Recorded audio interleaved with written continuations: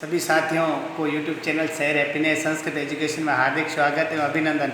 आज हम ले रहे हैं सेकेंडरी बोर्ड का महत्वपूर्ण टॉपिक और सभी कम्पिटिटिव एग्जाम के अंदर जो भी बच्चे बैठते हैं उनके लिए बहुत ही महत्वपूर्ण उपयोग है हमारा भारतीय कृषि।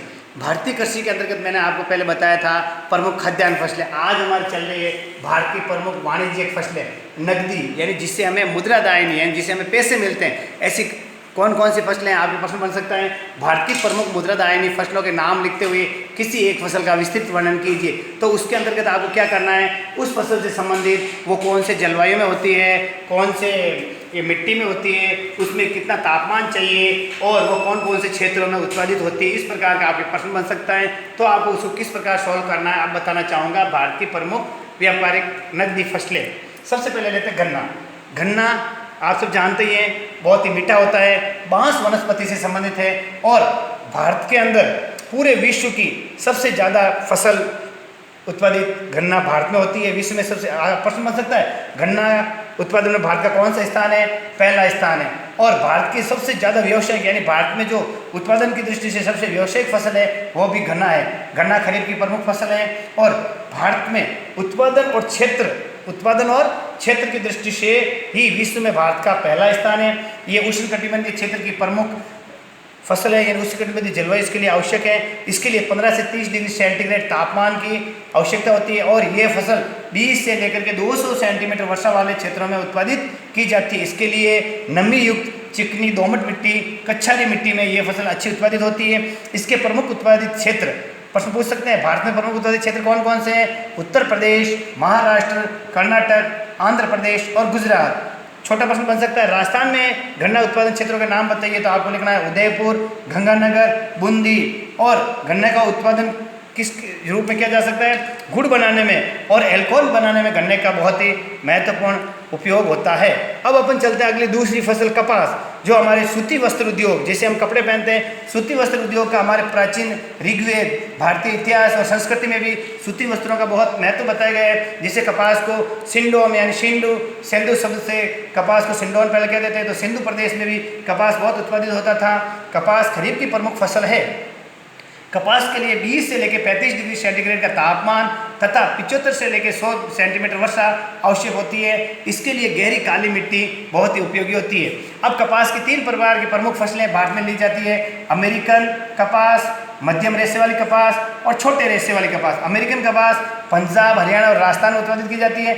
मध्यम रेशे वाली कपास गुजरात, महाराष्ट्र और आंध्र प्रदेश में उत्पादित की जाती है। और भारत के लगभग सभी राज्यों में छोटे रेशे वाली कपास उत्पादित की जाती है। भारत में कपास उत्पादन में गुजरात का पहला स्थान है और राजस्थान में गंगानगर, हनुमानगढ़ और बीकानेर में कपास उत्पादित की जाती है। अब हम आगे आते हैं तिलहन, यानी वे फसलें जिनसे हम तिल प्राप्त करते हैं, तेल निकलने वाली कौन कौन सी प्रमुख फसलें आप लिख सकते हो? तिलहन, मूंगफली, सरसों, अरंडी, तिल। इस प्रकार से तिलहन में भारत का पूरे विश्व में 30% स्थान भारत से तिलहन प्राप्त किया जाता है। तिलहन खरीफ की प्रमुख फसल है और भारत में जो तिलहन की फसलें हैं उसमें मूंगफली का योगदान 45% है। तिलहन फसलों में मूंगफली का योगदान 45% है। मूंगफली सबसे अधिक भारत में गुजरात में उत्पादित किया जाते हैं और फिर दूसरा स्थान आंध्र प्रदेश का है। राजस्थान में बीकानेर, जयपुर में और जो इंदिरा गांधी नहर के नहरी क्षेत्र है वहाँ पे भी तिलहन के रूप में मूंगफली उत्पादित की जाती है। सरसों, विश्व में सबसे सर्वाधिक सरसों भारत में उत्पादित की जाती है और विश्व के लगभग 70% सरसों भारत में उत्पादित की जाती है। भारत में सर्वाधिक सरसों उत्पादन में राजस्थान का पहला स्थान है, जहाँ पर 41% सरसों भारत के पूरे कुल उत्पादित क्षेत्र में की जाती है। उत्तर प्रदेश सरसों के उत्पादन में दूसरा स्थान रखता है। राजस्थान में सर्वाधिक सरसों की खेती अलवर और भरतपुर में की जाती है। अरंडी, जिससे स्नेक यानी मशीनों का इंजन होता है, उसे स्नेक के तेल के रूप में अरंडी का उपयोग किया जाता है। गुजरात में सर्वाधिक अरंडी उत्पादित और दूसरा स्थान राजस्थान का है। अब ये मैंने आपको तिलहन बताई, उसके साथ साथ दलहन वस्तुएं जिन्हें हमें दाल प्राप्त होती है। ध्यान रखना, दलहन में कौन कौन सी होती है?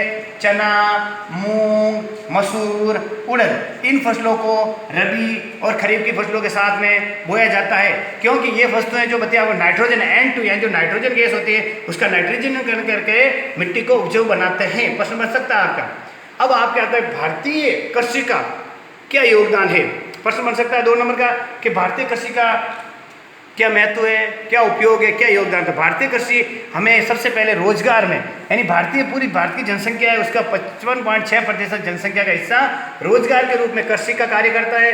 भारत की जीडीपी की वृद्धि में भी जो सकल घरेलू उत्पादन है उसमें कृषि का योगदान बहुत बड़ा योगदान है। विदेशी व्यापार, विदेशी मुद्रा प्राप्त करने में भी कृषि का योगदान है। और उद्योगों के लिए जो कच्चा माल दिया जाता है वो भी हमें कृषि से मिलता है। उद्योग उत्पादों के लिए जो बाजार है औद्योगिक उत्पादों के लिए वो भी कृषि में उत्पादित होते हैं। लेकिन एक बात मैं आपको बताना चाहूँगा कि भारतीय कृषि एक प्रकार का जुआ है। जुआ मतलब जिस प्रकार जुआ खेलते हैं, जुए में कभी जीत जाते हैं और कभी हार जाते हैं, उसी प्रकार भारतीय कृषि मानसून पर आधारित है। यदि जिस समय बरसात अच्छी हो जाती है तो हमारी कृषि उत्पादन भी अच्छा हो जाता है, और जिस वर्ष मानसून अच्छा नहीं होता है, यानी बरसात कम हो जाती है, तो उस वर्ष कृषि भी कम होती है। इसी पर लिए कहा जाता है कि भारतीय कृषि मानसूनी जुआ है। नमस्कार साथियों, अगला टॉपिक आपको बताएंगे अगले वीडियो में। नमस्कार।